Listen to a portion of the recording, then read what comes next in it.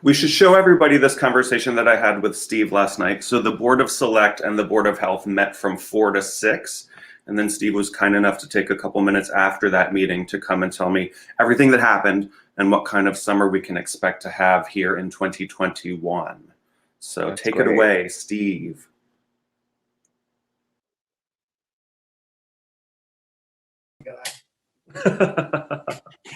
It's hard to get around it, but yeah, let's go with this one, right?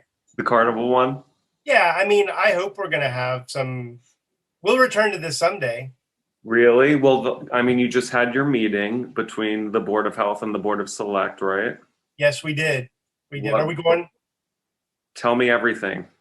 Well, so the Board of Select and the Board of Health met today in a joint session. We've been meeting back for a year now. And during that time, we've been trying to anticipate the needs. We met actually before the governor declared the first state of emergency. We met to declare a state of emergency. It was Nantucket and Provincetown that were the first two towns in the state to do that. And so we've been ahead of the governor most of the time. Mm-hmm. Now that the CDC says that it might be not prudent to move forward, I think the board's heard that tonight. Now the governor, of course, for reasons that might involve politics or something else, is deciding to move as rapidly as possible into phase 4. And I think that the board struck the right balance tonight in saying we want to support businesses and we want the tourists to be able to come back, but we need to do it safely. And so when businesses are planning for this coming season, what we are hoping to do is to both give them the opportunity to have enough information to plan for the season and also to be able to move appropriately, but I think a little more cautiously than the governor in opening. So we will come back in the end of April and relook at our order. A couple of other things that I do want to mention. The plans that were approved for last summer for operating are automatically approved to continue. So nobody has to go back before regulatory boards to get outdoor seating approved. That all just is automatically continued.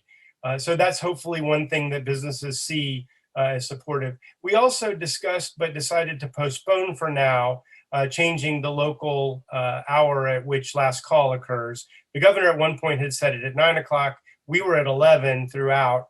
But of course, the governor's orders were more restrictive, are the ones that everyone has to follow. Our order remains at 11 for now, but we're looking at moving it or removing that restriction entirely and going back to 1 a.m. And that discussion will occur at the April 29th meeting. So I think that you heard the Select Board and the Board of Health say that we very much want to support businesses and tourists to come here. But we don't feel like we are ready to go ahead and take our order away. It did feel like he was caving to some sort of pressure, maybe from small businesses or something like that. And I mean, we all got really excited here at first because we were like, oh, now that means we get to do trivia inside again. But of course, that's not the case right now. So you're not going to revisit this again until the end of April?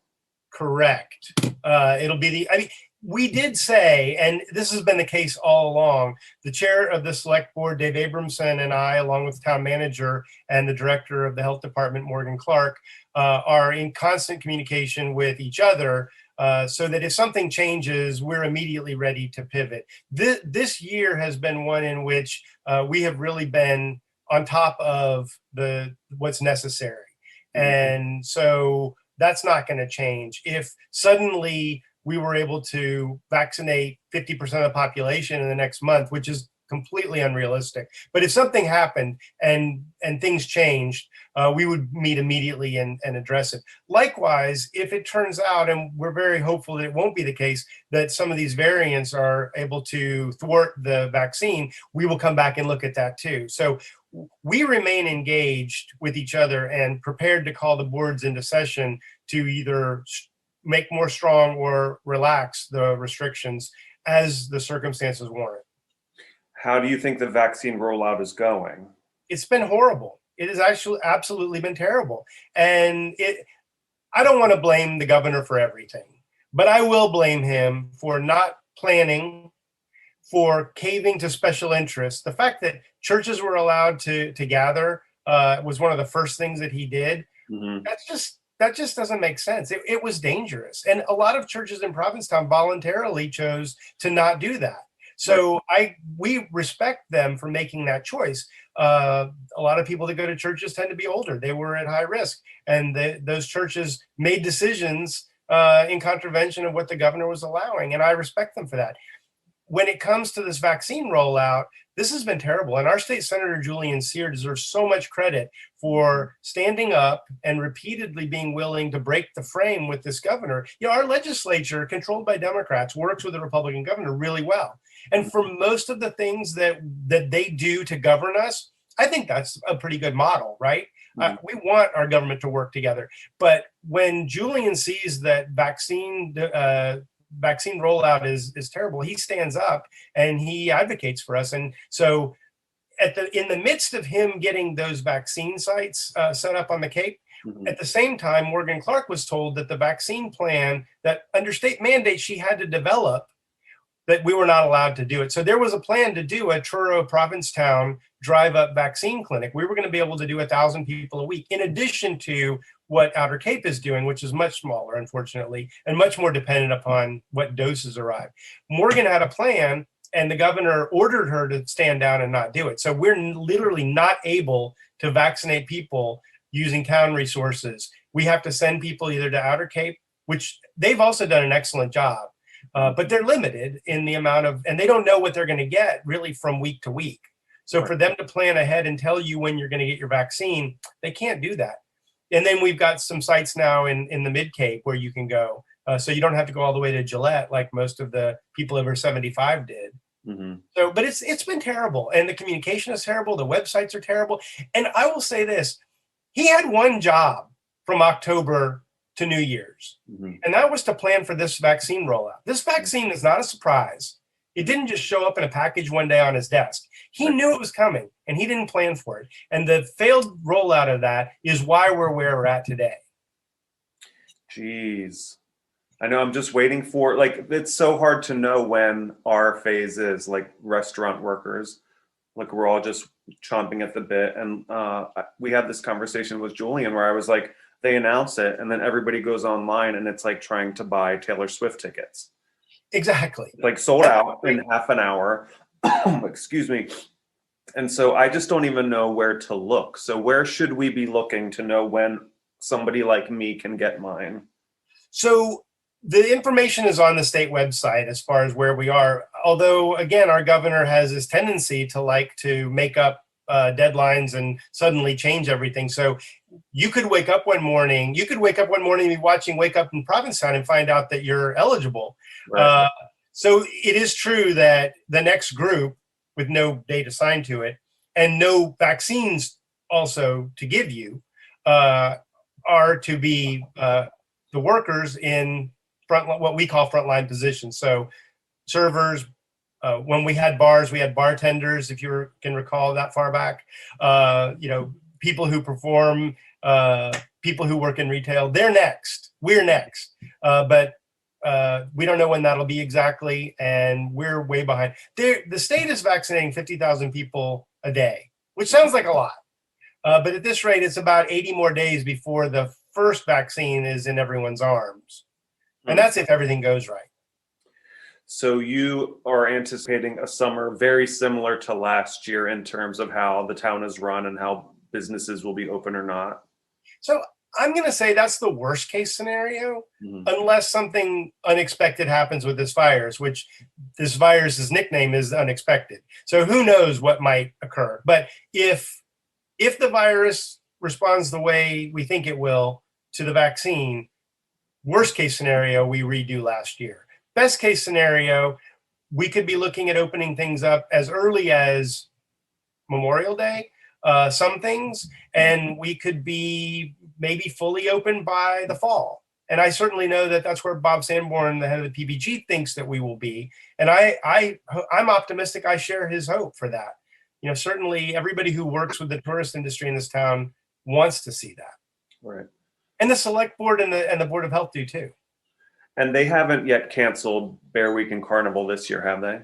So it's pretty complicated to understand how all these things fit together. At this point, it doesn't seem like large-scale events are going to happen, certainly not in the July timeframe. But nothing's been canceled, and certainly, I think we've shown that we are ingenious enough to come up with alternatives. Right. So I fully expect that when it comes to things like bears are going to come. Bears came last summer, right. And they'll make their own fun, whatever that looks like. So I think that there will be fun. But it will not look like it did a couple of years ago yet. All right. But will you promise me that when they have their first tea dance, we'll go and have a punch together? Absolutely. I promise you that. How have you been? Good. It's been crazy. I will say bookings for this summer for our inn are up.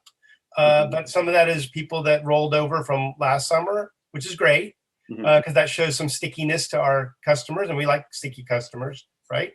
So that's a good thing. I think everybody's learned to be more limber, and I think as a life hack, that's not a bad thing. It just sucks when you're in the middle of it. And I think if Provincetown proved one thing last summer, it was that we did a really good job at navigating this. So thank you for all the work that you're doing. I know it's not an easy job. Hey, you know what? I will say, with a town like this where people are so willing to cooperate, it is actually, there are days when it's difficult. But the difficulty is things like the governor or not enough vaccine, right? It's not because somebody in this town is trying to make it harder. People in Provincetown work together, and that's great. And we take care of people, and that's our brand. Right. So I hope that sticks with us as we leave this pandemic and go into the roaring 20s, and we can roar a little. Woo! The roaring 20s. I can't wait. I'm ready. I'm ready.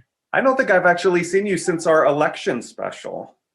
No, I've seen you because, of course, I tune into the show on Fridays, but no, we haven't seen each other. I feel like I don't only see people through my TV now. Right. Well, thank you again for all of your hard work that night. Look where we are now. I know. I am so happy. Good. And, Trump didn't get inaugurated today, so that's huge news. Yet. No, kidding. I mean, when you're in a cult and you say that this is the day the president's going to get inaugurated, or this is the day the aliens are going to come and abduct us, and then they don't come, what do you do then, right? I mean, the Mayans were smart. They died 400 years ago, so they didn't have to explain what happens when their calendar doesn't end. Right. What do you do when you're in the cult and the cult doesn't perform? What are they doing? They just keep moving the goalpost, right? Well, and they make money. That's the thing, right? The leaders of the cults always seem to turn out rich. And he's going to end up running in 2024, I guess. Which has to be a Democratic dream, right? I'm going to share in your optimism. Well, it's crazy, and it appeals to our worst instincts on both sides, right? I mean, he brought out hate and anger in me that I don't ever want to live again. Right. And I think for his supporters, he brought them joy and a dream of a super white America. And I don't want that either. Right. So, he brings out the worst in us. Absolutely.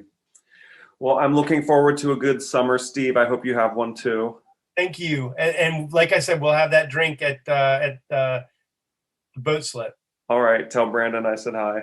I will. Thanks, Bob. Yeah. Talk to you soon. Bye.